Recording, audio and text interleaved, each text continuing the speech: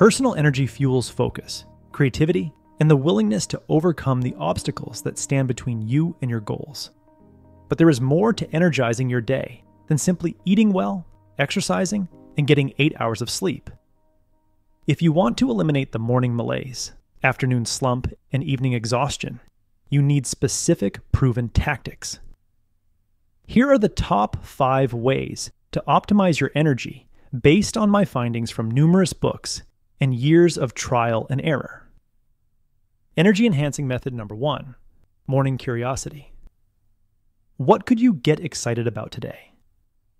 Even if you're facing a routine Wednesday at work, expecting to do the same old tasks, you can actively cultivate curiosity and elevate your excitement from a 1 out of 10 to a 9 out of 10.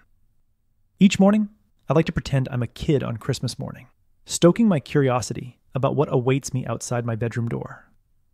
I do this by lying in bed for an extra minute after my alarm sounds, pondering the 3 I's: insights, interactions, and improvements. First, I think insights. I wonder, what might I learn today? I think of the podcast interviews I have saved on my phone or the book I'm about to read. Right now, I'm about to start the book Good Energy and find myself wondering, what does the author mean by the subtitle, The Surprising Connection Between Metabolism and Limitless Health? Next, I consider interactions and ask, who might I connect with today? I wonder what my wife and I will laugh about today, or what surprising thing my 5-year-old will say. If I have an upcoming work meeting, I'll wonder what we'll talk about and the interesting places the conversation might go. Lastly, I'll spend the final 20 seconds of my curiosity minute considering improvements and wonder, what can I make better? I'll reflect on the skills I'm building, such as AI prompting for accelerated learning or my golf swing, and my current work projects. This morning I wondered, what will the outline of my personal energy deep dive video look like in an hour? Curiosity is a hugely underrated source of energy. Spend just 1 minute each morning cultivating it, and you'll never struggle to get out of bed again. Energy enhancing method number 2, 5.5 breathing. Your energy levels hinge on the amount of carbon dioxide in your body. Yandel Henderson, the director of applied physiology at Yale, says, carbon dioxide is the chief hormone of the entire body. It is the only one produced by every tissue and likely acts on every organ. In fact, carbon dioxide is a more fundamental component of living matter than oxygen. Carbon dioxide plays a key role in helping oxygen move from the bloodstream into your cells. By slowing down your breathing, you increase carbon dioxide levels in the body, which enhances oxygen absorption and boosts energy. Most people breathe around 18 times per minute, exhaling excessive carbon dioxide. This raises blood pH, making it too alkaline. To restore balance, the body releases hydrogen ions to acidify the blood. This process, known as cell buffering, depletes essential minerals like magnesium, phosphorus, and potassium, leading to nerve misfires and reduced energy production. However, breathing too slowly or holding your breath for extended periods causes carbon dioxide to build up, making the blood too acidic. Cells function best when blood pH stays around 7.4, the ideal balance between alkaline and acidic. So how do we maintain sufficient carbon dioxide levels for energy and stay in this optimal range? In the book, Breath, James Nestor reviews centuries of breathing practices and extensive scientific research on breathing.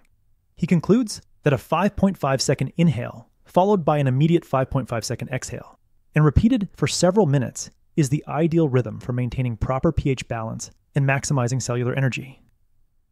You can optimize your 5.5-second breaths by breathing in through your nose. Nasal breathing purifies, heats, moistens, and pressurizes the air you intake, increasing oxygen absorption by 10 to 15%. Nasal breathing also boosts nitric oxide production 6-fold, which improves blood circulation and further increases your energy. Energy enhancing method number 3, become a fat-burning machine. Your body contains about 30 trillion cells, and nearly everyone has mitochondria, often called the powerhouses of cells. Mitochondria take in glucose from carbs, amino acids from proteins, and fatty acids from fats, and turn them into ATP, adenosine triphosphate, which is fuel for the body. The more ATP your mitochondria produce, the more energy you'll have throughout the day. When mitochondria burn fatty acids, they generate about 105 ATP, compared to just 30 ATP from glucose. If you're not diabetic, it takes about 10 to 12 hours without food for your body to shift from burning glucose to burning fatty acids. Getting to this transition point is initially uncomfortable. That's why many people reach for a snack before noon. But if you push through your hunger for a few hours and delay your first meal, you'll be rewarded with more energy. Over time, this intermittent fasting protocol stabilizes blood sugar and reduces morning cravings. Research shows that an 8-hour feeding window is the sweet spot. It offers benefits like reduced insulin resistance, weight loss, and metabolic flexibility without being too restrictive. Gradually work your way to an 8-hour feeding window by shrinking your feeding time by 30 minutes a day. If you want to accelerate the transition into a fat-burning state and more easily achieve a 16-hour daily fast, do Zone 2 training in the morning.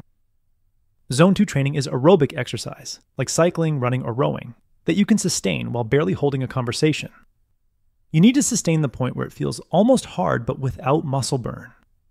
Consistent Zone 2 training will teach your mitochondria to get hyper-efficient at burning fat. So if you routinely do at least 20 minutes of Zone 2 training while you fast, you will quickly become a fat-burning machine and unlock lasting energy for the day. Energy-enhancing method number 4, memento mori. If you lose your drive during the day, remember your life grid, a collection of 4,000 squares, each representing a week in the average human life. If you're 22, your grid looks like this. If you're 36, it looks a little worse. And if you're 51, it looks like this. Thinking of your life in weeks is the perfect metric.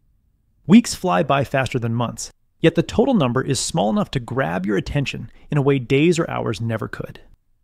This sharp reminder that life is finite can jolt you into action.